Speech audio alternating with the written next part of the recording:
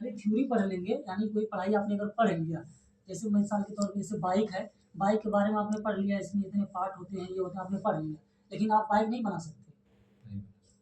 आपको इल्म हो गया कि इसमें इतना पार्ट लगता है, ये सब सारा सिस्टम आप जान लेंगे, लेकिन आपको अगर कहा जाए कि चलिए आप बाइक खोलिए और उसकी सर्विसिंग करिए, बनाइए, आप नहीं बना पाएंगे। क्यों? क्योंकि आपने प्रैक्टिकल नहीं किया। इसीलिए इल्म का नाम जाना है, आपने खाली जाना है उसके बारे में, उसके आपने प्रैक्टिकल नहीं किया है।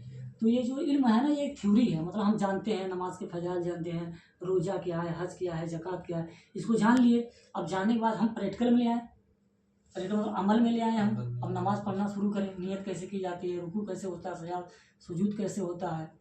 जब हम इसका प्रैक्टिकल करेंगे तब वो चीज़ वो हमको जो है, तब जो है अल्लाह का फजल होता है, उस फिर उसमें गहराई में चला जाता है वो, उसके दिन और दुनिया दोनों समझ जाती है। ये चीज़ होता है। सिर्फ इल्म से भी काम नहीं चलेगा, इल्म कितना भी तुम हासिल कर लो, जब तक तुम अमल नहीं करोगे। शैतान शैतान का जिक्र आया है, उन्होंने 600 करोड़ वर्ष तक इबादत किया। कितना? 600 करोड़ वर्ष तक इबादत किया।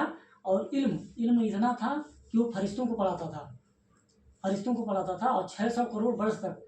उलमा बयान करते हैं कि उसका सजदा ऐसा था कि अगर उसके सजदे को बिछा दिया जाए तो राई के दाने के बराबर कहीं जगह नहीं मिलेगी जहाँ उसके सजदा ना किया हो। और इल्म इतना था कि वो फरिश्तों को पढ़ाता था।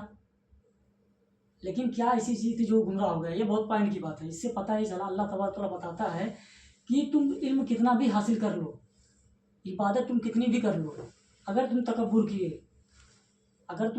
किए, मेरे बंदों से अगर तुम जलन रखे, बुग़्ज़ रखे, जो उसके महबूब बंदे, जिसको औलिया कराम कहा जाता है, औलिया कराम है, नबी हैं, इनकी शान में अगर कोई गुस्ताखी करता है, बेअदबी अगर करता है, तो उसकी इबादत, उसका इल्म उसके मुंह पे मार दिया जाएगा। 600 करोड़ वर्ष की इबादत उसकी मिट्टी में मिल गई, अल्लाह ने उसके मुंह पे मार दिया, और उसका इल्म सब गारत हो गया। क्या गलती क्या थी? गलती ये थी कि जब हज़रत आदम अलैहिस्सलाम को अल्लाह ने कहा कि आप इधर सजदा करिए, ताज़ीमी सजदा करिए, तो सारे फरिश्ते सजदे में चले गए सिवाय इब्लीस के। ये अकड़ गया। ये फ़र्क बताने लगा कि जो है, मैं तो आग से बना हूँ, ये मिट्टी से बने हैं, मैं क्यों झुकूँ, मैं क्यों सजदा करूँ, मैं उसके अंदर आ गया कि मैं ही सब कुछ, मैं इससे बेहतर हूँ, अपने आप को उनसे बेहतर बनाया। तो अल्लाह ने कहा कि जो नमाज पढ़े, जो इल्म सीख लिया, इबादत कर रहा है, ये काफ़ी नहीं है, सिर्फ यही काफ़ी नहीं है, मुझे भी मानो। अल्लाह यहाँ से पैगाम दे रहा है कि मुझे भी मानना होगा, मुझ पर भी ईमान रखना होगा, और मैं जिसको मनवाऊँ उसे भी मानना पड़ेगा। तो सिर्फ अल्लाह को मानने से काम नहीं चलेगा। ये उसकी तौहीद थी, खाली अल्लाह को मानता था वो, दूसरे को मानने के लिए तैयार ही नहीं। आज देखिए वही हो रहा है, लोग नमाज इबादत कर रहे हैं, इल्म भी हासिल कर रहे हैं, लेकिन वही है, अल्लाह कहता है कि मुझे भी मानो और मेरे महबूब बंदों को भी मानो, जिसे वह मनवा रहा है उसको भी मानो। आदम अलैहिस्सलाम को नहीं माना, अपना मुर्शिद नहीं माना, और जिसका कोई मुर्शिद नहीं, उसका मुर्शिद शैतान होता है, जिसका कोई पीर नहीं, उसका पीर शैतान होता है, उसका पीर शैतान तब गुमराह हो गया। आदम अलैहिस्सलाम को अपना मुर्शिद नहीं माना हो। ये पीर और मुर्शिद की तालीमात देखिए वहाँ से चल रही है।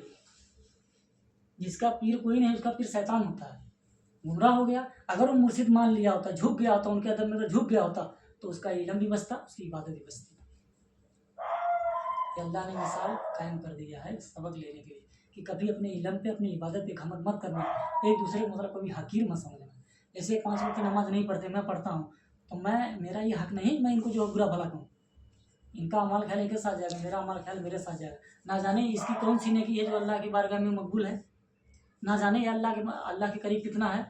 इसे नमाज ही तो नहीं पढ़ता है ना, और भी तो इबादत है। सिर्फ नमाज ही इबादत नहीं है, बहुत इबादत है। हलाल रिज़्क़ कमाना इबादत है, झूठ से गुनाहों से बचना इबादत है, किसी की मदद करना इबादत की कई किस्में हैं। तो कोई अगर नमाज नहीं पढ़ता, इसका मतलब नहीं हम उसको प्यार मोहब्बत से खाली समझा सकते हैं, उसको हम तंग नहीं कर सकते कि ऐसा है वैसा है, उसको जहन्नमी भी नहीं बोल सकते हैं। दूसरे को जहन्नमी बोलने वाला खुद जहन्नम में चला जाएगा, तुम्हारी सारी नेकी उसको दे जाएगी अगर अल्लाह नाराज़ हो गया तो। अगर हम अपने आप को बड़ा वो समझे, इनको हम बुरी निगाहों से देखें, ये कुछ करता नहीं, ऐसा है वैसा है, अगर मेरी ये आदत अगर अल्लाह को नागवार गुजरी, अगर वो नाराज़ हो गया, तो मेरी तमाम नेकियां इसको दे दी जाएंगी, मेरे से बदतर इसको कर दिया जाएगा, मेरे से बेहतर इसको बना दे अल्लाह। तो अल्लाह के हाथ में है ना।